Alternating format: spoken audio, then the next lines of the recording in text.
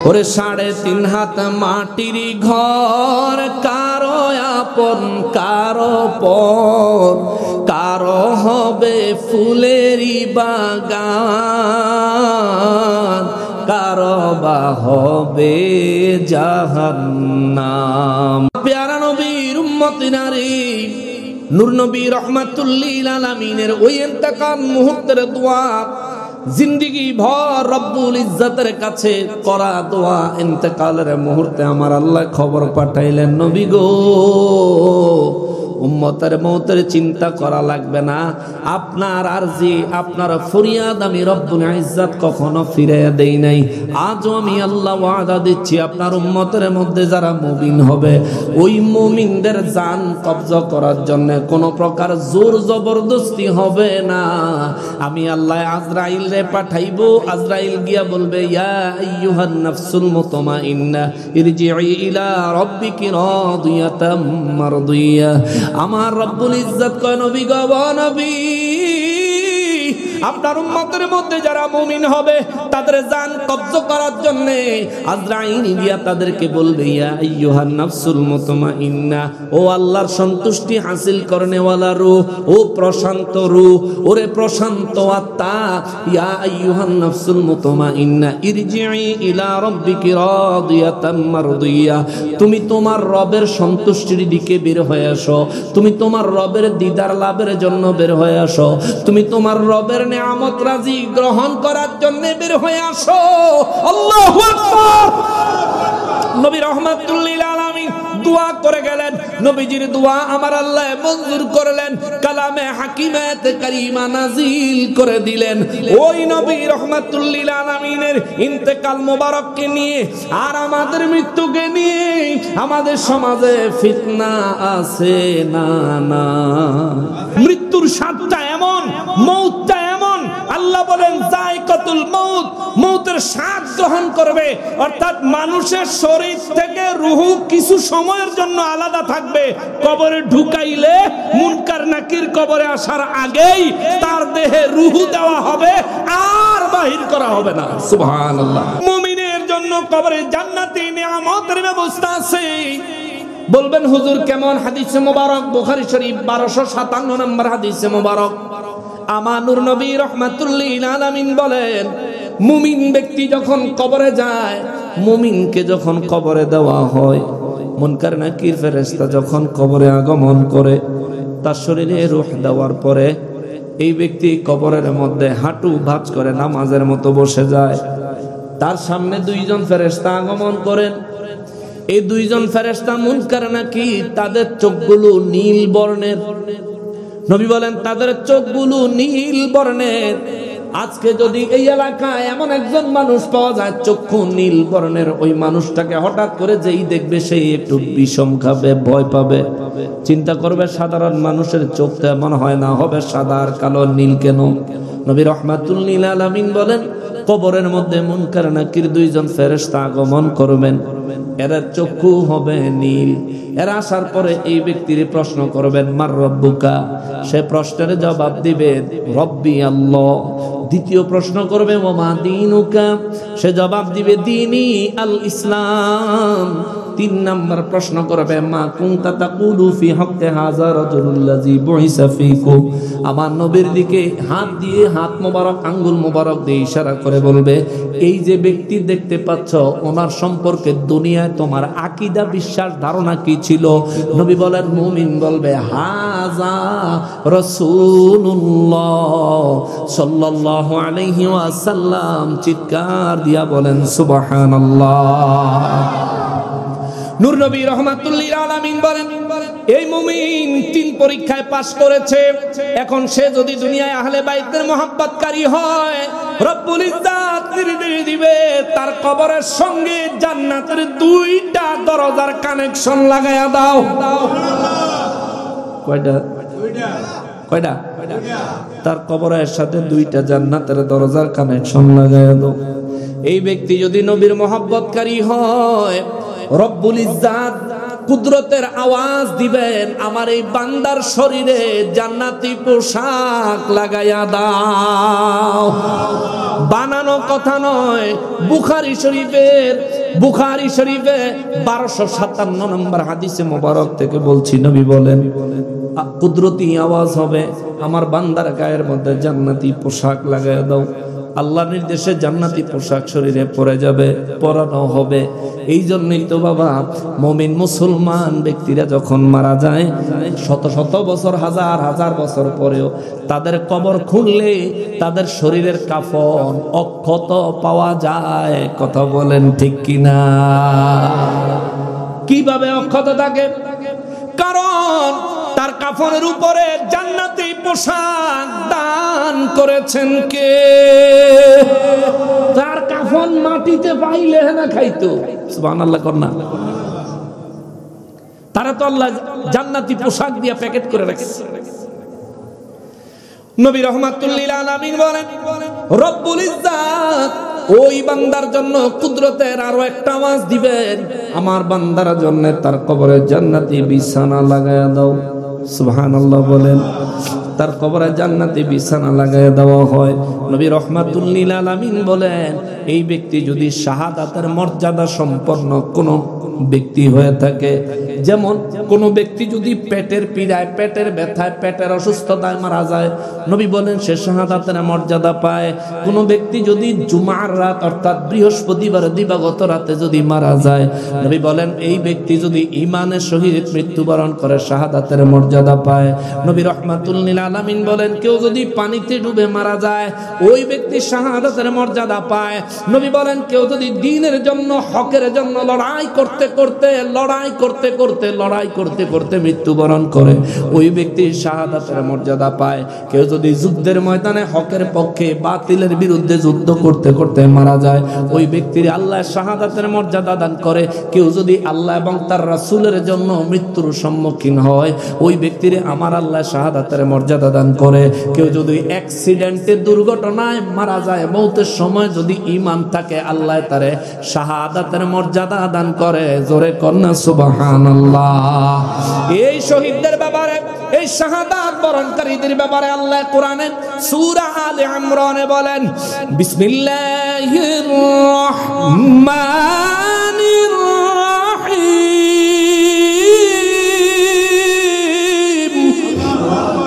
ওয়ালা তাকুলু লিমান ইউকতালু ফি সাবিলিল্লাহ।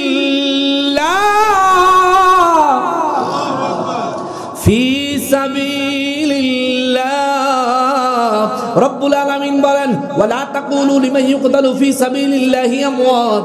এ দুনিয়ার মানুষ, মনে রাখো যারা আমি আল্লাহর পথে মৃত্যুবরণ করেছে, অর্থাৎ শাহাদাতের মর্যাদা হাসিল করেছে, রব্বুল আলামিন বলেন ওয়ালা তাকুলু লিমান ইউকতালু ফি সাবিলিল্লাহ, এই মানুষগুলা মরে গেছে। ওয়ালা তাকুলু, আর বলিও না, আর বলিও না, আর বলিও না, লিমান ইউকতালু ফি সাবিলিল্লাহি আমওয়াত, এই মানুষগুলো মরে গেছে, এই কথাটা বলিও না।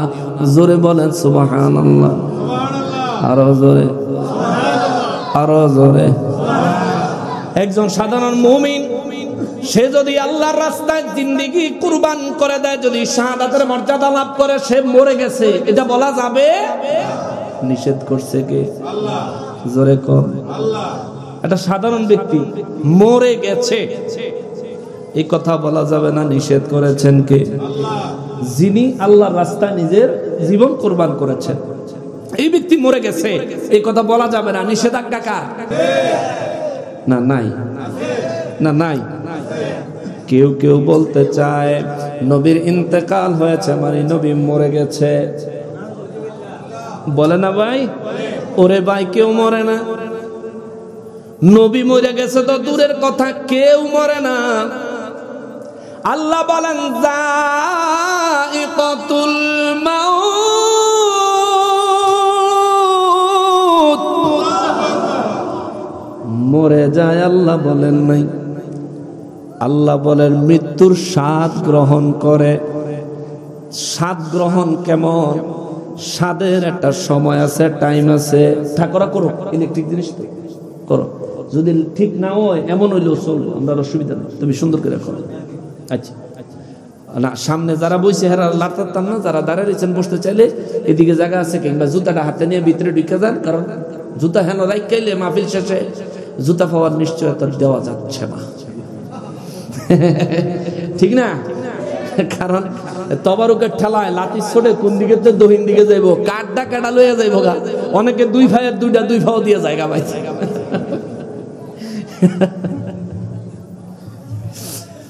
রব্বুল ইজ্জত বলেন মউতের স্বাদ গ্রহণ করবে, স্বাদ। আমরা যখন খানা খাই, যখন কোনো কিছু স্বাদ জিহ্বায় লাগে, এটা কি আজীবন লাগা থাকে? একটা সময় আছে তো, একটা নির্দিষ্ট সময় ধরে এটা টেস্ট জিহ্বায় থাকে, এরপরে আবার অন্য কিছু টেস্ট চলে আসে। যদি মনে করেন খুব মজার একটা জিনিস খাইছেন, এরপরে আর কিছু খান নাই 2 ঘন্টা, এই টেস্টের একটা মেয়াদ আছে, মেয়াদ শেষ হয়ে গেলে আবার মুখের নরমাল টেস্ট চলে আসবে, ঠিক না?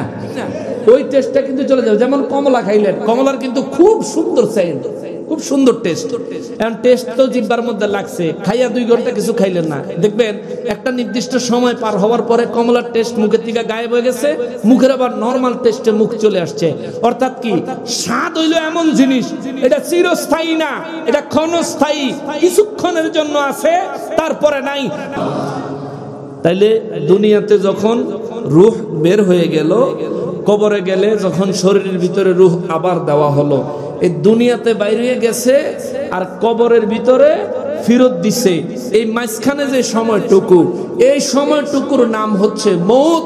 আর এই মউত সংগঠিত হওয়ার সময় যেই কষ্ট কিংবা আরাম অনুভব করেছে, মুমিন আরাম অনুভব করেছে, কাফির কিংবা মুনাফিক কষ্ট অনুভব করেছে, এটার নাম হচ্ছে মৃত্যুর স্বাদ। জোরে বলেন আল্লাহু আকবার। বিষয়টা বুঝছেন? তাহলে আজকে থেকে কেউ মরে গেছে এটা বলা অযৌক্তিক হবে। আমরা সহজে কোনো ব্যক্তি মৃত্যুবরণ করেছেন হিসেবে সহজে বুঝার জন্য আমরা এটা বলতে পারি, অসুবিধা নাই। কিন্তু মরে গেছে তার মানে এই নয় যে তার শরীরে রূহ নাই। মুমিন, কাফের, মুনাফিক, বেঈমান, আবু জাহিল্লা সহ প্রত্যেকের শরীরের ভিতরে তার রূহ দিয়া রাখছে কে? যদি শরীরে রূহই না থাকে তাইলে আপনি কবরে জান্নাতের আরাম আয়েশ ভোগ করবেন কি? আর যদি কাফের হয় তারে আযাব দিব কি? মরা বেটারে কই নাইলেও কোনো খবর থাকে কথা কয়। আমরা যদি ঘুমাইলেও এক বিছাত আরেক বিছাত নিলে কা কইতে রেডি। ঘুম একটা মৃত্যু, এটা হলো সেমি মউত। আর ফাইনাল মউত হচ্ছে আমরা যেটাকে মউত বুঝি। সেমি মউত হচ্ছে ঘুম। আমরা ঘুমের সময় দোয়া পড়ি, আল্লাহুম্মা বিসমিকা আমুতু ওয়া আহইয়া। এই আমুতু মানে হলো আল্লাহ আমি মরতাছি, আল্লাহুম্মা হে আল্লাহ, বিসমিকা তোমার নামে, আমুতু আমি মৃত্যুবরণ করিতেছি, ওয়া আহইয়া আবার যদি জীবিত হই তোমার নামেই হব। জোরে কর না সুবহানাল্লাহ। আমরা তো ঘুমের সময় দোয়া পড়ি না, ফেসবুক পড়ি। কেমন এই যে লইয়া ডাইনে কাইত বামে কাইত, এটা ঘুরাইতেই আছে ঘুরাইতেই আছে ঘুরাইতেই আছে ঘুরাইতেই আছে।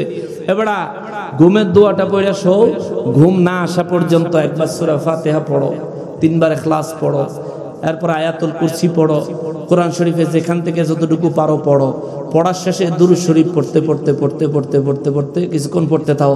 তোমার ঘুম, তোমার আজকের দিনের শেষ সময়টা যাতে দুরূদ শরীফের উপরে হয়।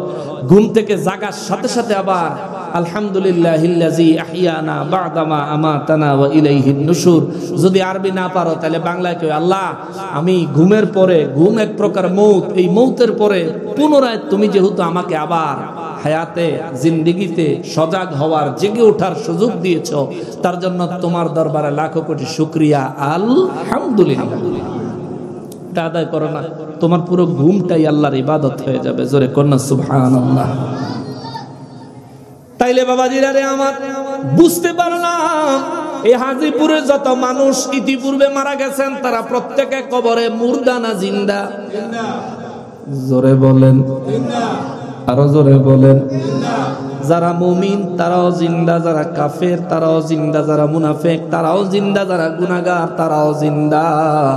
কেননা যারা জিন্দা তাদের জন্যই কবরে ফয়সালা আছে। কবরে আযাবের বর্ণনা আছে না নাই? জোরে বলেন আছে না নাই? ঠিক কিনা? এটা কোথায় কোথায় কোথায়? কবরে। তার মানে বোঝা যায় কবরে জান্নাতের সুখ আছে, জাহান্নামের আযাব আছে। আপনার এলাকার কোন সাধারণ ব্যক্তি, কোন ওলি আল্লাহ যে আল্লাহর রাস্তায় নিজের জীবন কুরবানি করছে, সে মরে গেছে, এই কথা বলা যাবে না, আল্লাহ নিষেধ করলেন। তো যারে না বানাইলে আল্লাহ কিছুই বানাইতেন না। ওই নবীর ইন্তেকাল মোবারকের সময় আমার নবীজি পেট মোবারকের পীড়া মোবারকে ইন্তেকাল করে শাহাদাতের মর্যাদা হাসিল করেছেন। আমার নবী মরে গেছে, এটা বলা যাবে না? বলা যাবে? বলা যাবে? নিষেধ করছেন কে? সাধারণ মুমিনের ব্যাপারেই এলাও না। আর নবী তো ভিআইপি, নবীর ক্ষেত্রে তো ভিন্ন হিসাব। কিন্তু আফসোসের সঙ্গে বলতে হয়, কুরআনুল কারীম নবীজি রাহমাতুল লিল আলামিনের শানের খেলাফ দলিল হিসাবে পেশ করে। তারা বলে রব্বুল ইজ্জত বলেছেন ইন্নাকা মাইতুন ওয়া ইন্নাহুম মাইতুন। এরা কয় আল্লাহ কোরআন শরীফে বলছেন ইন্নাকা মাইতুন, আপনি মৃত্যুবরণ করবেন, নিশ্চয়ই আপনি মৃত্যুবরণ করবেন। নবীর ক্ষেত্রে মৃত্যু বলা আদবের খেলাফ। যদি আমরা নবীর ক্ষেত্রে শান ইজ্জত সহকারে বলি আপনি বিসাল গ্রহণ করবেন, আপনি ইন্তেকাল করবেন, আপনি পর্দা করবেন, নিশ্চয়ই আপনি পর্দা করবেন। ওয়া ইন্নাহুম, এবং নিশ্চয়ই তারা বলতে বাকি সবাই, ওয়া ইন্নাহুম মাইতুন, এবং বাকি সবাইও মৃত্যুবরণ করবে। এই আয়াত দিয়া দলিল দেয় নবীও মরছে, আমরাও মরমু। নাউজুবিল্লাহ। নবীর ইন্তেকাল আর আমাদের ইন্তেকাল কি এক? জোরে বলেন এক। নবীজির ইন্তেকাল আর আমাদের ইন্তেকাল এক নয়। আমি প্রমাণ দিচ্ছি, শোনেন। আজরাইল যদি আমার কাছে আসে, অনুমতি নিয়ে আইব? অনুমতি নিত না? আরে আমার বাড়িতে আমার জান নিত, কি পারমিশন নিত না? এলাকার চেয়ারম্যান আছে তো পারমিশন লিয়ে আইব। বলে যাই নকশবন্দির জানটা কবজা করতাম, চেয়ারম্যান সাহেব পারমিশন দেন, নিব? আচ্ছা, চেয়ারম্যান সাহেব তো ছোট মানুষ, উপজেলা চেয়ারম্যান সাহেব একটু বড় আছে, তাইনের কাছ থেকে পারমিশন নিব? মেয়র সাহেবের কাছে, এমপি সাহেবের কাছে, মন্ত্রীর কাছে, স্বরাষ্ট্রমন্ত্রী, পররাষ্ট্রমন্ত্রী, প্রধানমন্ত্রী। পৃথিবীতে এমন কোন ব্যক্তি, আল্লাহর সৃষ্টি জগতে এমন কাউরে বানায় নাই যার কাছ থেকে পারমিশন নিব। আমার জানটা আমার কাছ থেকে টুকুস করে লয়ে যাব, পারমিশন নিত না। কিন্তু নবীজির কাছে আজরাইল আলাইহিস সালাম জান কবজ করতে আইসা ঘরের বাইরে দাঁড়ায়া সালাম দেয়। জবান খুলে বলেন না সুবহানাল্লাহ। তাহলে আমার মউত আর নবীজির ইন্তেকালে পার্থক্য আছে নি? এখন বলবেন হুজুর কোরআন শরীফের আয়াত তাহলে কি করবেন? আয়াতের ফয়সালাটা কি? আয়াত তো বলতেছে নবীজি ইন্তেকাল করবেন এবং আমরা ইন্তেকাল করব। আল্লাহ এই কথাই বলছেন ইন্নাকা মাইতুন ওয়া ইন্নাহুম মাইতুন, নিশ্চয়ই আপনি ইন্তেকাল করবেন ও নিশ্চয়ই ওরা সবাই ইন্তেকাল করবে। হুজুর তাইলে কোরআন শরীফের এই আয়াত কি হবে? এখানে আপনার বুঝার ভুল। সবার মউত যদি একই রকম হইতো তাহলে নবীজির মউত আল্লাহ আলাদা করলেন কেন? ইন্নাকা মাইতুন আলাদা ভাবে বললেন নিশ্চয়ই আপনার ইন্তেকাল হবে। এরপরে গিয়া বলছেন ওয়া ইন্নাহুম মাইতুন, এবং নিশ্চয়ই সবার ইন্তেকাল হবে। নবীজির ইন্তেকাল তো আয়াতের শুরুতেই আলাদা করছেন কে? আল্লাহ। বুঝতে হবে ভাই, আল্লাহই নবীজির ইন্তেকাল মোবারক, আমাদের ইন্তেকাল, আমাদের মৃত্যুর থেকে পার্থক্য করেছেন। অতএব আমাদের মতো নবীজি এবং নবীজির ইন্তেকাল মোবারককে বলার কোনো সুযোগ।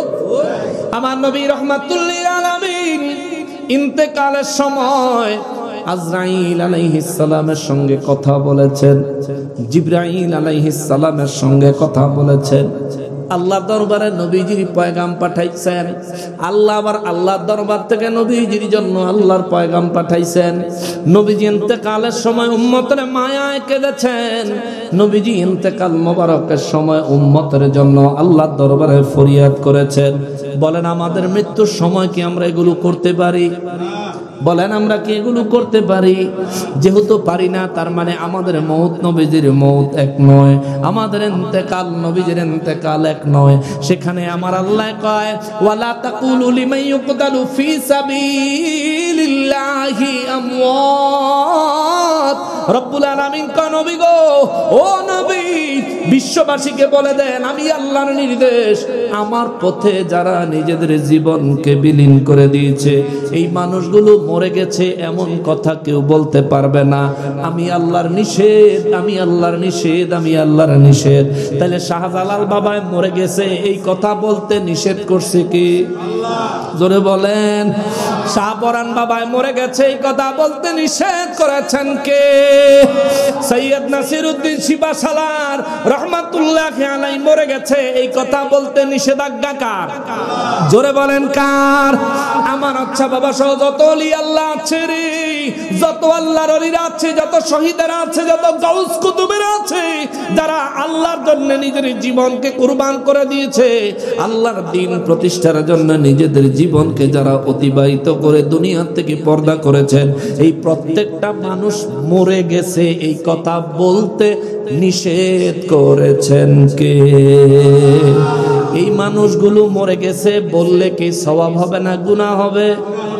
কারণ মরে গেছে বলতে মানা করছে কে? জোরে কর না কে? মদ খাইতে নিষেধ করছেন কে? সুদ খাইতে নিষেধ করছেন কে? ঘুষ খাইতে নিষেধাজ্ঞা কার? কেউ যদি সুদ খায়, ঘুষ খায়, মদ খায়, সওয়াব না গুনাহ? জোরে জোরে জোরে। কেন গুনাহ হবে? কারণ নিষেধ করছেন কে?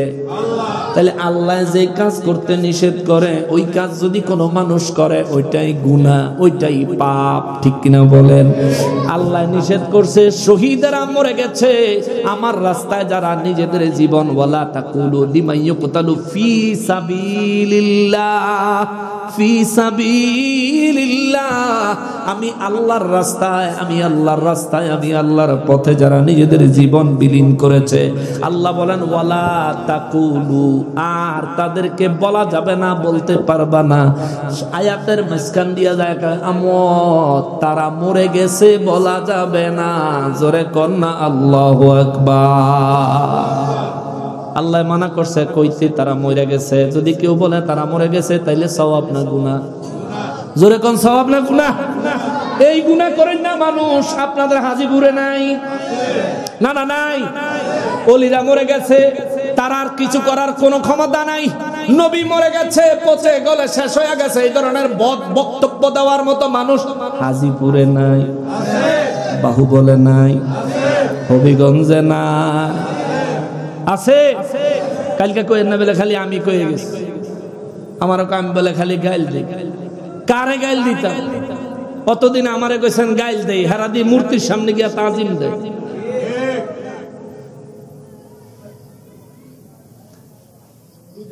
অতদিন আমারে কইছেন, আমারে অনেকে কয় হুজুরে তো ওয়াশ করে। আরে ভাই, ও ভাই, কোরআন শরীফে সূরা মুনাফিকুন নাজিল করছেন কে?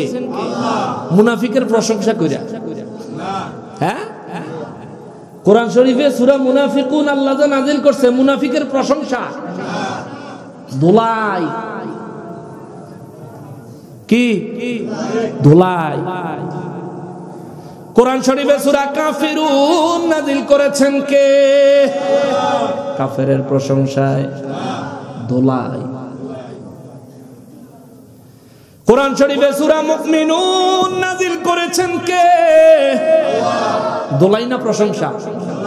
প্রশংসা। সুবহানাল্লাহ। কর মুমিনের জন্য প্রশংসা করেছেন আল্লাহ, মুমিনকে সঠিক পথ দেখাইছেন মায়া করে, ভালোবাসা দিয়ে। সুবহানাল্লাহ। কর কদ আফলাহাল মুমিনুন। মায়াটা কত মধুর, কত গভীর। সর্বপ্রথমেই আল্লাহ কয় হে মুমিন তুমি সফল। সুবহানাল্লাহ। অন্য কথা বলে কদ আফলাহাল মুমিনুন, মুমিনেরা সফল কাম হয়ে গেছে, ঘোষণা দিবেন কে? আল্লাহ। এবারে এই কথা ফিরানোর আর কেউ আছে? বলেন আর কেউ আছে? মোহর সার্টিফিকেট দিয়ে দিয়েছেন কে? আল্লাহ। মুমিনের পক্ষে সর্বপ্রথম কয় কদ আফলাহাল মুমিনুন, মুমিন সফল হয়ে গেছে। পরীক্ষার কথা পড়ে, ইবাদতের কথা পড়ে, কাজের কথা পড়ে, দায়িত্বের কথা পড়ে, আগেই কয় মুমিন সফল কাম। কে বলেছেন? ওই আল্লাহকে উচ্চ আওয়াজে বলেন আল্লাহু আকবার। আরো জোরে বলেন আল্লাহু আকবার। উচ্চ আওয়াজে বলি আলহামদুলিল্লাহ। আল্লাহর কাছে লাখো কোটি শুকরিয়া। তাইলে আজ থেকে আমরা সিদ্ধান্ত নেই, কোন আল্লাহ বুজুর্গ শহীদ মরে গেছে এই কথা আমরা বলবো। তাহলে কমুটা কি? প্রশ্ন হইলে হুজুর বলবো কি? তারা তো ইন্তেকাল হইছে, তারা তো মাজারে বা তাদের নিজ কবরে নিজের স্থানে তো তারা আছেন, তাহলে তারা আমরা কমু কি? আল্লাহ যেহেতু মরে গেছে বলতে নিষেধ করেছেন, তাদেরকে কি বলবো এই ফয়সালাও আমার আল্লাহ নিজেই দিয়েছেন। আল্লাহ বলেন বাল আহিয়াউন, আমি আল্লাহ বললাম বরং তারা জিন্দা। আল্লাহু আকবার। তাহলে শাহজালাল বাবায় মরা না জিন্দা? শাহপরান বাবায়, সমস্ত ওলি আল্লাহরা, সমস্ত শহীদেরা, সমস্ত গাউস কুতুবেরা, সবাই সমস্ত নবীরা যেইভাবে জিন্দা, তার চাইতে লক্ষ কোটি গুণ, কোটি কোটি কোটি গুণ উত্তম ভাবে আমার নূর নবী জিন্দা। ঠিক কিনা বলো?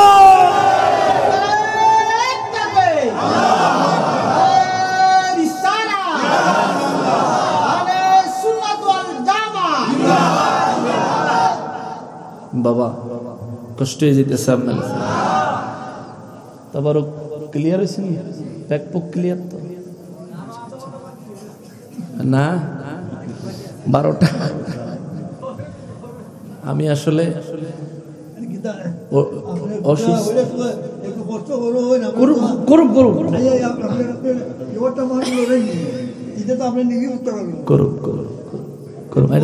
আমি আসলে এই যে তেজে আমার দাওয়াত দিছে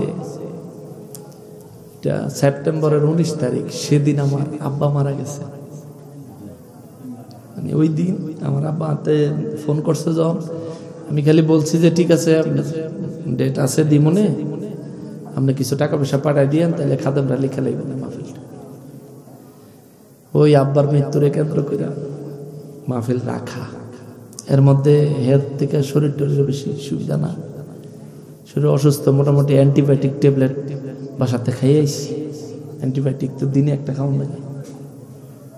ঠান্ডা জ্বর। এর মধ্যে আজকে এইভাবে এতক্ষণ কথা বলবো এটাও চিন্তাও করি নাই। উদ্দেশ্য ছিল একটু আগে চলে যাবো, হঠাৎ করে ঠান্ডা নামাতে অনেকেরই জ্বর ঠান্ডা দেখতেছি। এটা সাবধানে থাকেন ইনশাআল্লাহুল আজিজ। আমি আলোচনা যেটা ধরছি এটাতে গুছাইয়া আমনে করে একেবারে মরার পরে কবর ডুহাইয়া বেহেশত পর্যন্ত না দিয়া গেলে, আদা ফত থুইয়া গেলে এরকম একটা বিপদ না। মোটামুটি একটা জাগাত নিয়ে দিব ইনশাআল্লাহ, চিন্তা করেন না, একটা জাগাত নিয়ে দিব ইনশাআল্লাহ। তবে আকীদাগত বিষয়গুলো ক্লিয়ার করি। এই আকীদাগত বিষয়ে কথা বলি দেখে আজকে আমি অনেকের চক্ষুশূল, ঠিক কিনা বলেন? অনেকের চক্ষুশূল। আমাদেরও অনেকে অনেক রকম কথাবার্তা বলে, জানি। অনেকে চিন্তা করে এত কঠিন হওয়ার দরকার কি?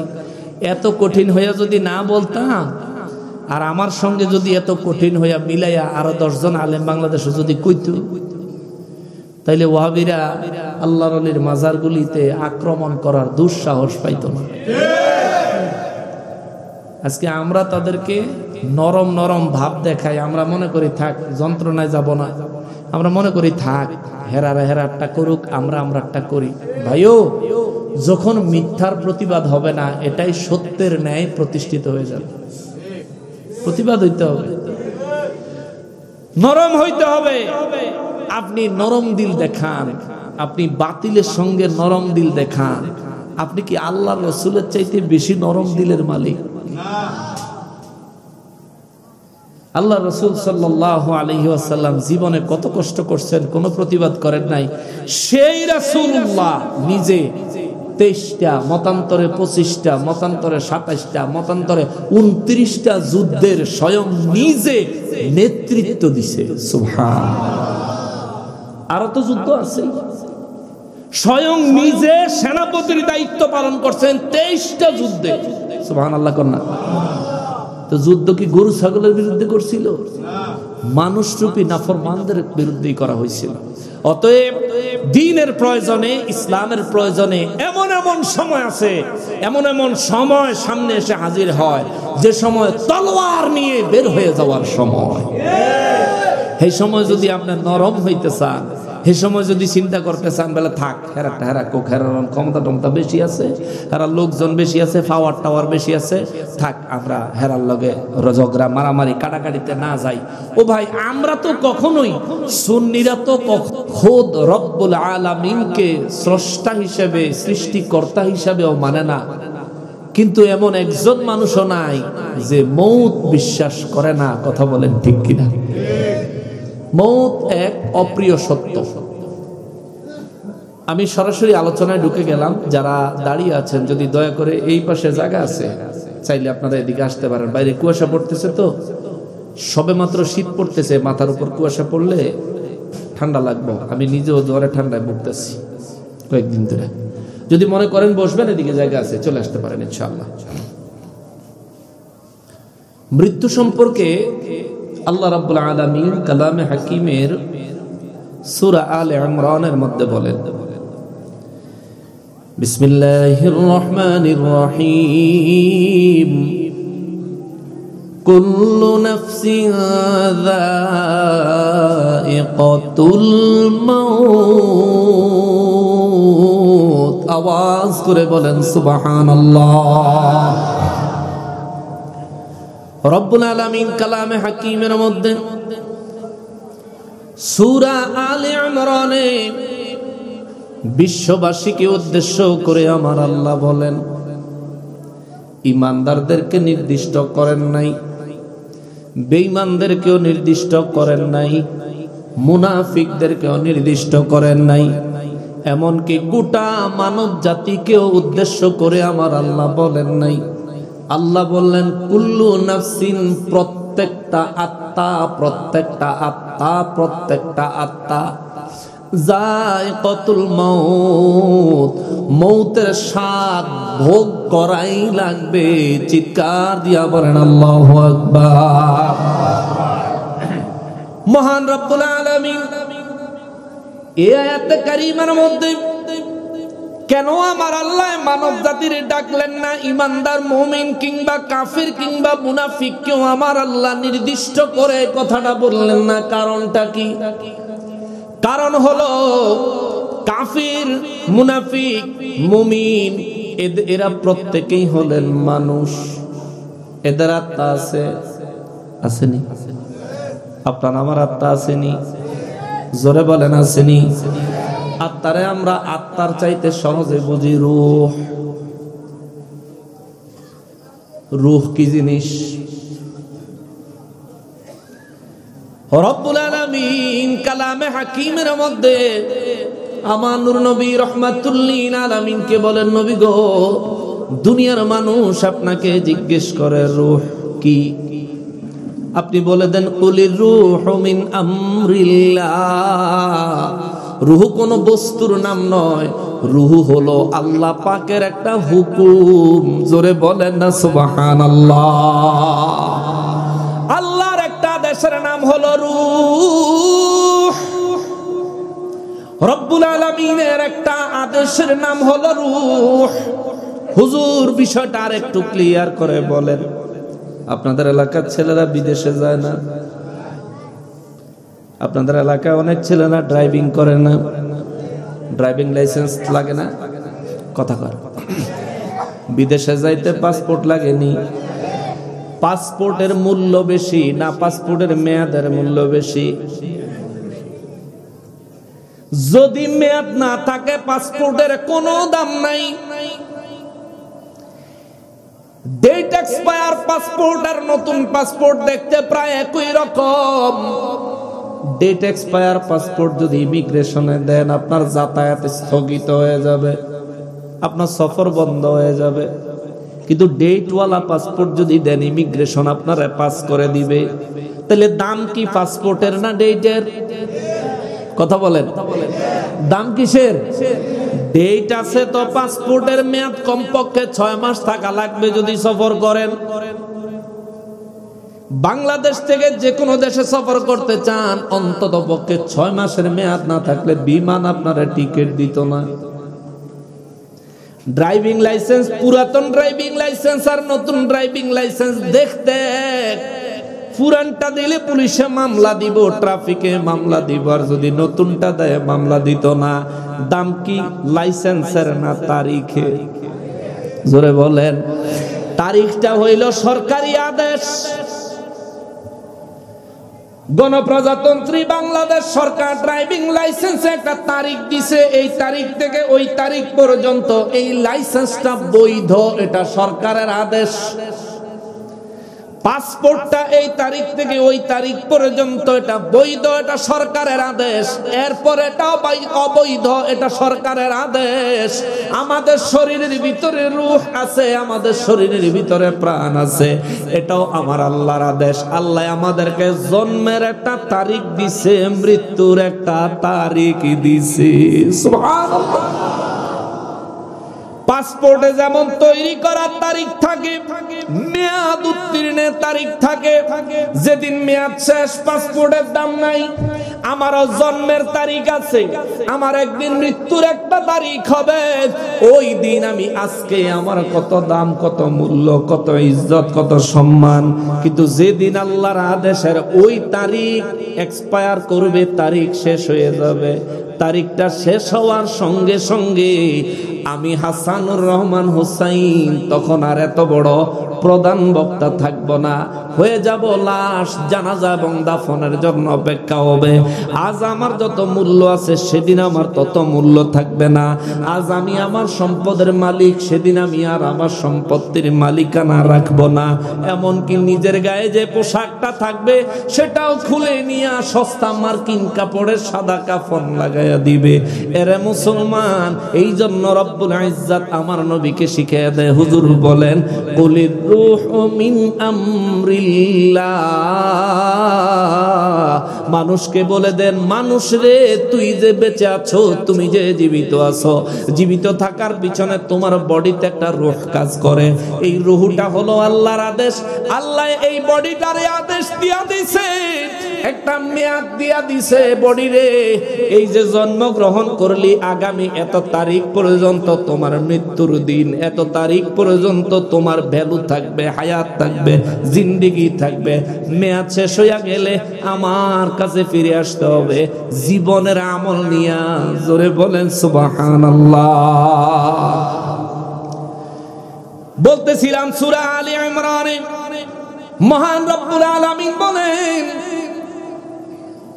কুল্লু নাফসিন যায়িকাতুল মাউত।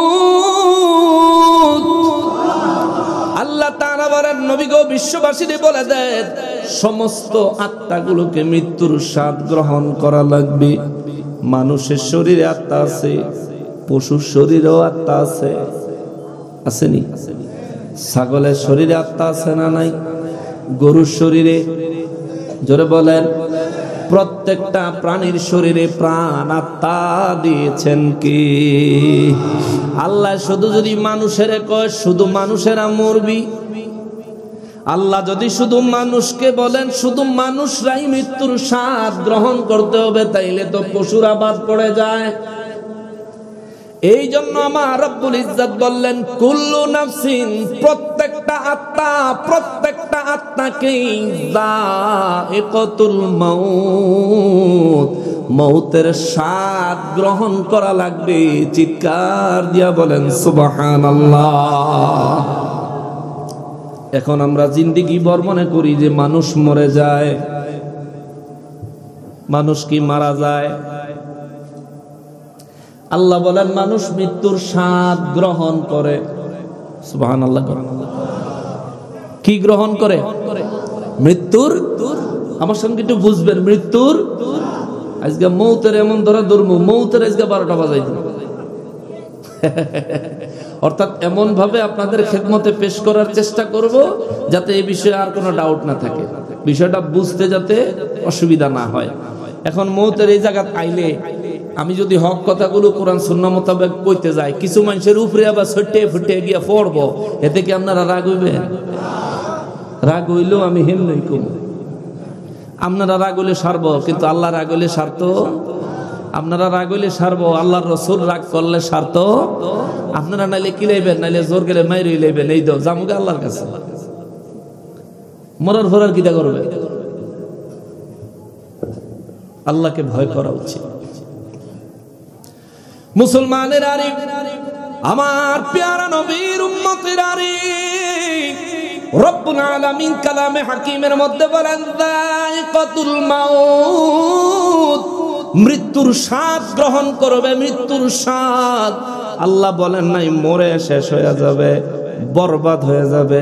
আরে মরে যাওয়া মানে তো শেষ হয়ে যাওয়া, খতম হয়ে যাওয়া। আল্লাহ বললেন মৃত্যুর স্বাদ গ্রহণ করবে। যেমন স্বাদ কারে কয়? শরবত খাননি? কথা কয় শরবত পান করেন না মাঝে মাঝে? শরবত, চা, পানি কিংবা যে কোনো খাবার আমি আর আপনি খাই, যে কোনো খাবার খাইলি তো পেট ভরে, তাইলে আমরা খাবার পরিবর্তন করে খাই কেন? করল্লা খাইলেও পেট ভরে, করল্লা খাই কেন? এটা খাইতে একটা আলাদা টেস্ট। মূলত তো করলা খাই না, খাই করলার টেস্ট। আপেল খাই কেন? আপেলের টেস্ট, ওটা মজা লাগে। গরুর গোশত খাই কেন? ওটা মজা লাগে। গোশত তো গোশত, ছাগলের গোশত আলাদা খাই, মুরগির গোশত আলাদা খাই। কারণটা কি? এক একটার মধ্যে এক এক রকম ভিন্ন রকম টেস্ট, ভিন্ন রকম স্বাদের নেয়ামত দিয়ে দিয়েছেন কে? জোরে কন্যা কে? ওই রব্বুল আলামিন এতগুলো খাবার, এত রকমের রিজিক বানায়া আমাদের মুখের ভিতরে একটা কম্পিউটার সৃষ্টি করে দিয়েছেন, লাগায়া দিয়েছেন জিহ্বা। এই যে জিহ্বাটা, আপনি কি জানেন আপনার জিহ্বা কত ধরনের টেস্ট সে গ্রহণ করতে পারে? একজন মানুষের একটা জিহ্বায় 10,000 রকমের টেস্ট একসঙ্গে বলতে পারে। সুবহানাল্লাহ। কত রকম? জীবনে কয় রকমের স্বাদ আমরা উপভোগ করছি? বিজ্ঞান বলে একটা মানুষের জিহ্বা 10,000 রকমের স্বাদ তার জিহ্বা তার ব্রেনকে মেসেজ দিতে পারে এট এ টাইম, এক সময়। জোরে কর না আল্লাহু আকবার। নিজেরা নিয়ে একটু চিন্তা করেন, এই পৃথিবীটা কত বড়। এই পৃথিবীটা আমি আর আপনি যদি চিন্তা করি যে ঘুরা দেখবো, বিমান টিমান দিয়ে ঘুরে দেখলেও তো মনে হয় 1-2 মাসের মধ্যে ঘুরা দেখুন শেষ হইতো নাকি? কিন্তু আপনি জানেন আপনারা যে আল্লাহ একটা বডি দিছে, হ্যাঁ হ্যাঁ, বর্তমান জামানাত বিজ্ঞান বলে একজন মানুষের শরীর আমার আল্লাহ যেই রগগুলি দিয়া বাইন্ডিং করেছেন, শিরা উপশিরা দিয়া মানুষের শরীর যে বানাইছে, রব্বুল ইজ্জত কত মহান, তিনি কত বড় সায়েন্টিস্ট। তার সায়েন্স যেখানে আরম্ভ হয়, সৃষ্টির সায়েন্স তার ধারে কাছে গিয়েও শেষ করতে পারে না, বহু দূরে থাকতে শেষ হয়ে যায়। একজন মানুষের শরীরে আল্লাহ যে রগ দিছে, রগ বর্তমান যুগের বিজ্ঞান বলে গুগলে সার্চ দিলে পাইবা, সায়েন্টিফিক ব্যাখ্যায় পাইবা। বিজ্ঞান কয় একজন মানুষের শরীরের রগগুলো যদি বাহির কইরা সোজা করে, প্রত্যেকটা রগ যদি ধইরা সোজা কইরা যদি টানে, এই পুরা পৃথিবীর আয়তন হলো 51 কোটি বর্গ কিলোমিটার। পুরা পৃথিবীর সাইজ হলো 51 কোটি বর্গ কিলোমিটার। একজন মানুষের শরীরের থেকে রগগুলি যদি লম্বা করে সোজা করে বের করে, যদি বের করতেই থাকে, একজন মানুষের একটা বডির রগ দিয়া এই পুরো পৃথিবী 51 কোটি বর্গ কিলোমিটারের কমপক্ষে 3 বার, সর্বোচ্চ 4 বার প্যাঁচ দেওয়া যাবে। জোরে কোন আল্লাহু আকবার, আর জোরে আল্লাহু আকবার। একজন মানুষের শরীরে আমার আল্লাহ এত রগ দিছেন, এত শিরা উপশিরা দিছেন, 51 কোটি বর্গ কিলোমিটারের পৃথিবীটা কমপক্ষে 3 বার। যদি 51 কোটি বর্গ কিলোমিটারের পৃথিবীটারে 3 বার প্যাঁচ দেয় আমার মতো গুনাহগারের শরীরের রগ দিয়া, তাইলে 3 51 কত? 153। 153 কোটি কিলোমিটার লম্বা রগ আমার শরীরে দিয়া আল্লাহ আমারে বানাইছে। আল্লাহু আকবার। কি দিয়া শুকর আদায় করবেন? কি দিয়া শুকর আদায় করবেন? এই তো মসজিদের ভিতরে আমার আল্লাহ এই মসজিদটা যে আপনারা তৈরি করেছেন, ইঞ্জিনিয়ার সাহেব ইলেকট্রিক লাইনের একটা ম্যাপ করছে। ইলেকট্রিক লাইনের একটা ম্যাপ করার পরে ইলেকট্রিক কারেন্টের লাইন লাগাইছি। লাগানোর আগে এটার ভিতরে তার ঢুকাইছে নি? কথা কেনা তার ঢুকাইছে না?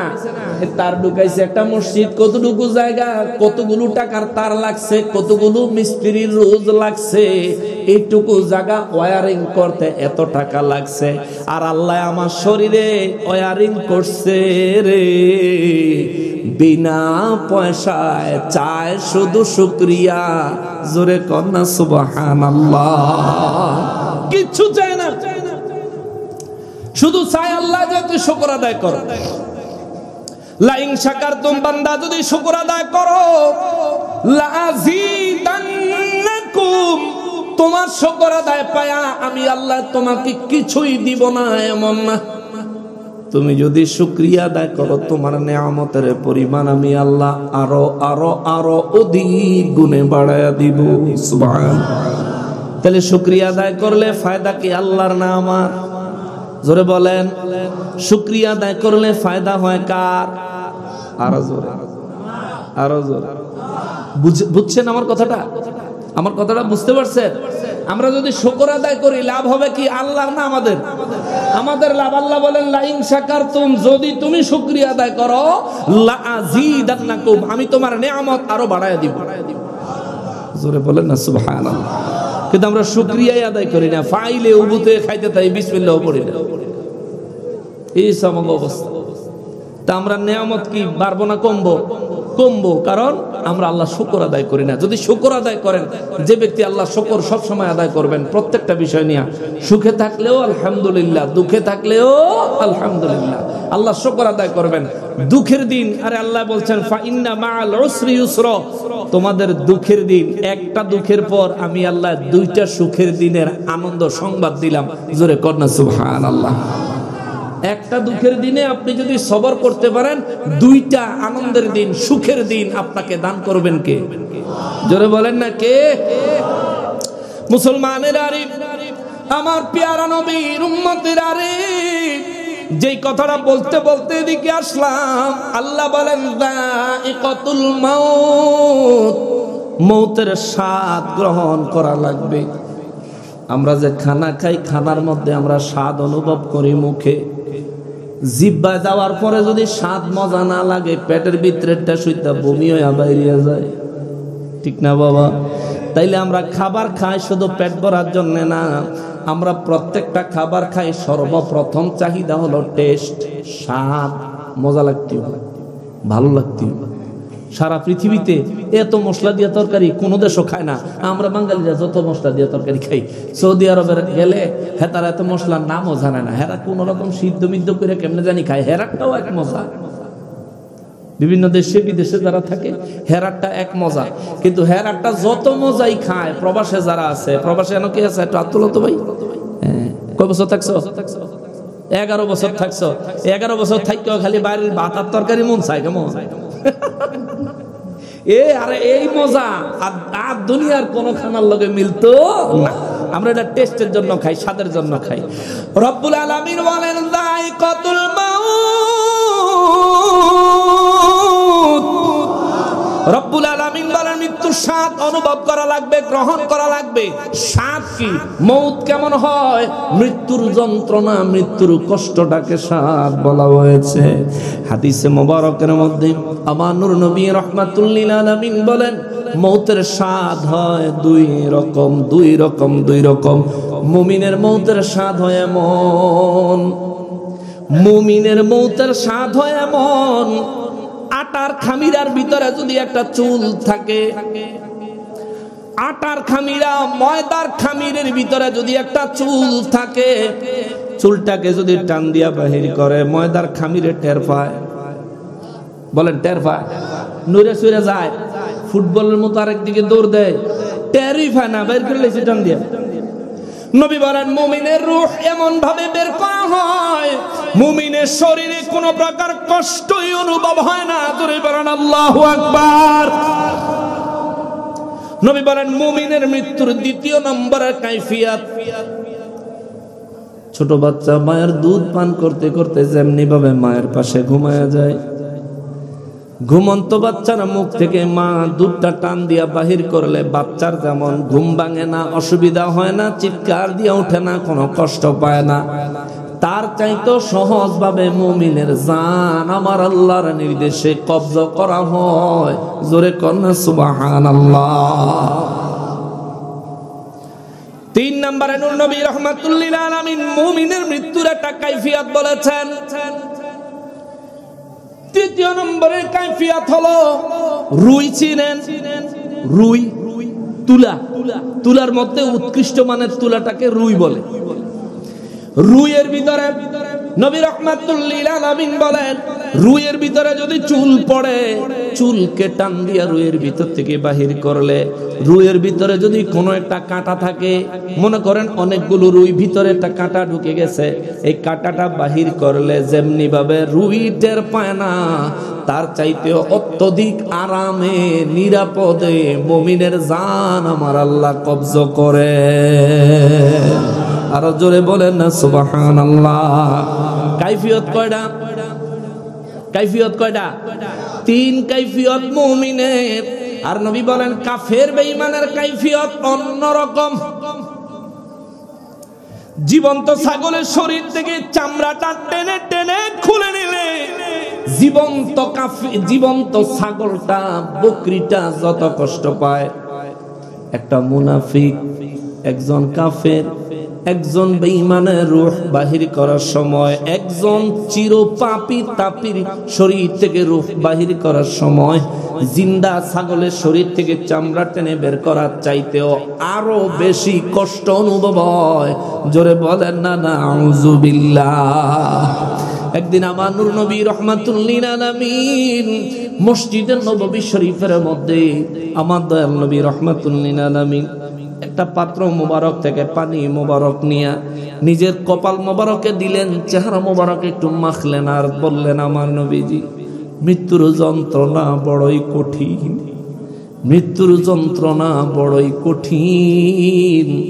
সাহাবায়ে কেরাম বলে উঠলেন নবী গো নবী মৃত্যুর যন্ত্রণা কতটা কঠিন? আমার নবী বলেন সাহাবীরা রে, ও সাহাবীরা, মৌতের যন্ত্রণা এত কঠিন, জীবন্ত বকরি শরীর থেকে চামড়াটা টেনে টেনে খুলে ফেললে যতটা কষ্ট বকরি পায়, তার চাইতেও হাজার হাজার গুণ অধিক কষ্ট মৃত্যু যন্ত্রণার মধ্যে রয়েছে। জোরে বলেন আল্লাহু আকবার। সাহাবায়ে কেরাম বলেন নবী গো নবী মুমিনের মৃত্যুর যন্ত্রণা কি এমন হবে? আমার নবী বললেন না। সুবহানাল্লাহ। মুমিনের মৃত্যুর যন্ত্রণা এমন হবে না। কারণটা কি? নবী রাহমাতুল লিল আলামিন বলেন আমি আমার রবের দরবারে দাবি করেছি, আল্লাহ আমার উম্মতের মধ্যে যারা মুমিন হবে তাদের মৌতের যন্ত্রণা সহজ করে দিতে হবে, মৃত্যুর যন্ত্রণা তাদেরকে দেওয়া যাবে না। আমার রব্বুল ইজ্জত আমাকে এখনো পর্যন্ত না বলে নাই। সুবহানাল্লাহ।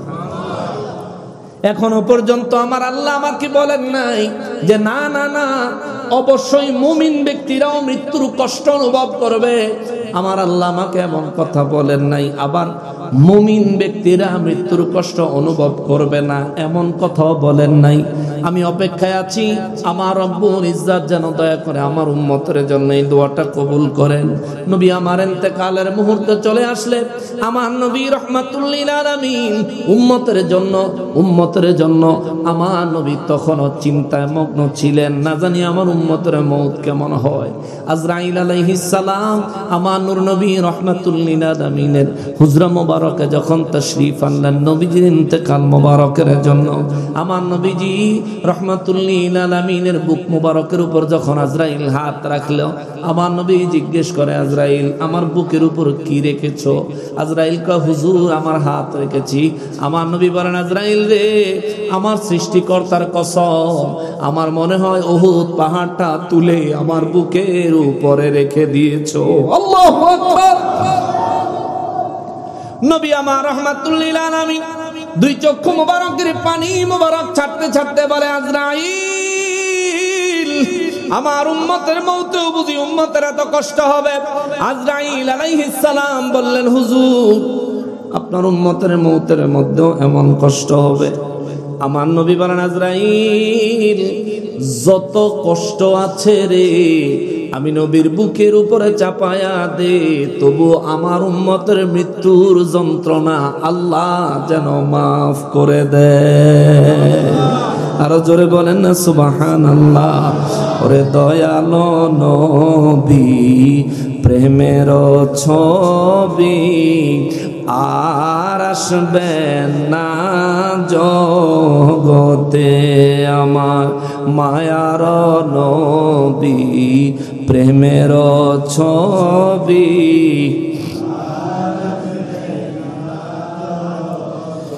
নবী উম্মতের কান্ডারি, ওরে সত্যের দিশারি,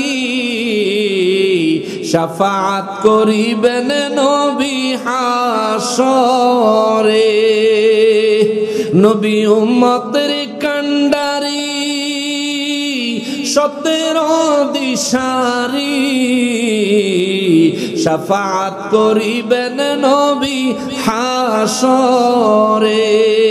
নবী হাসর দিনে উম্মত বিনে, নবী হাসর দিনে উম্মত বিনে, যাবেন না নবীজি বেহেশতে, আর আসবেন না জগতে, আমার দয়াল নবী প্রেমের ছবি আর তে, আমার দয়াল নবী প্রেমের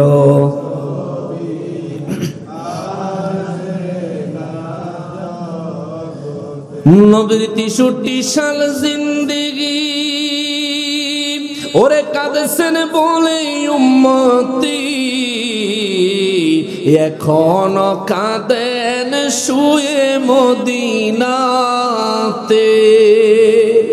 নবীর 63 সাল জিন্দেগি, ওরে কাঁদছেন বলে উম্মতি, এখনো কাঁদেন শুয়ে মদিনাতে।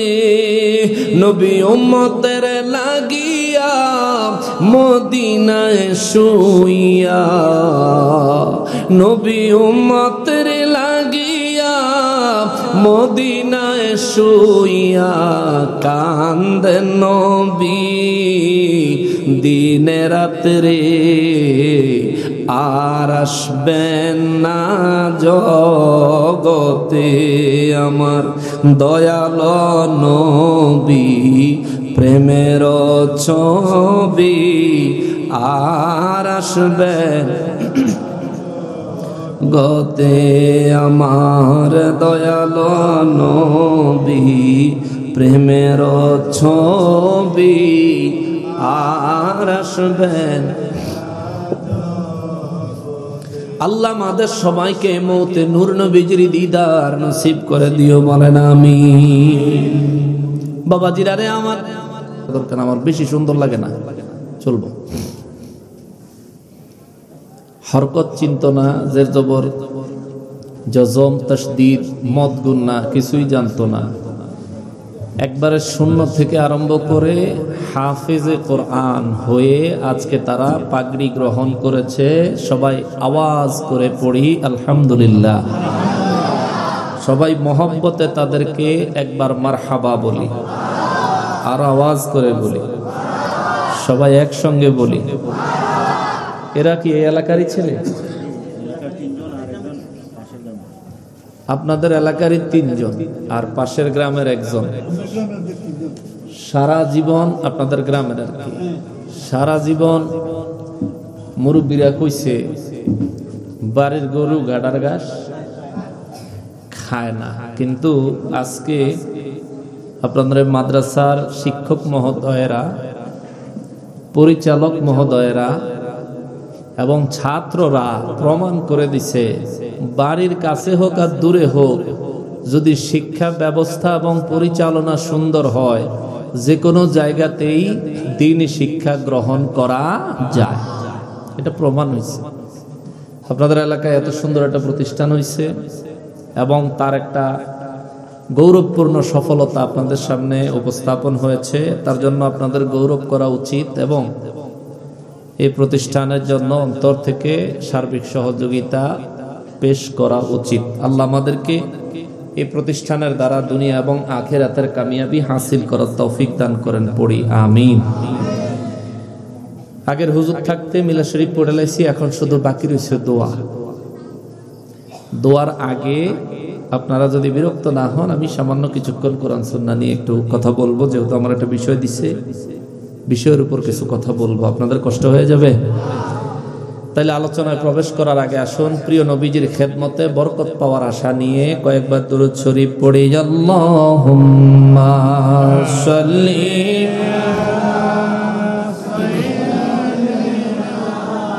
মাওলানা মুহাম্মদ ওয়া আলা আলি সাইয়্যিদিনা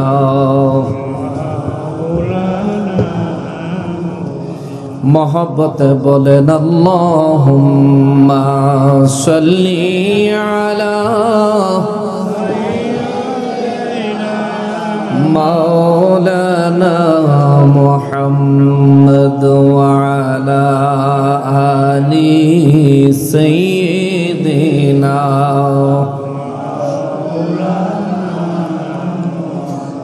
এই দুনিয়া মুসাফিরি খানা,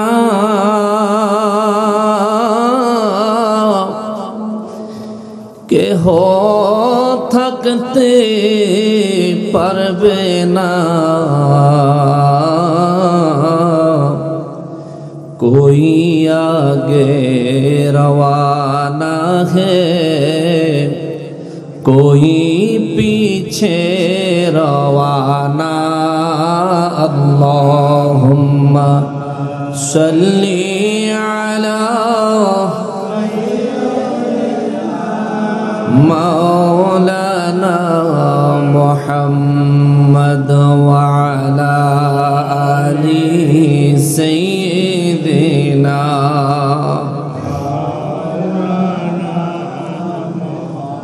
गुनाहगारेर गुनाह झरे नबी दुरूदे आपनार, गुनाहगारेर गुनाह झरे नबी दुरूदे आपनार। रोज हाशरे पार करिबेन, रोज हाशरे बेन उम्मत गुनाहगार नबीजी। अल्लाह अल्लाह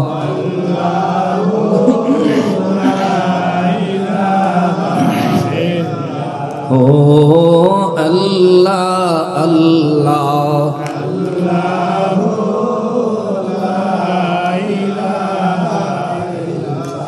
ला इलाहा इल्लल्लाह मुहम्मदुर रसूलुल्लाह सल्लल्लाहु अलैहि वसल्लम। সকলে আল্লাহ রাব্বুল আলামিনের শুকরিয়া আদায় করার নিয়তে জবান খুলে পড়ি আলহামদুলিল্লাহ।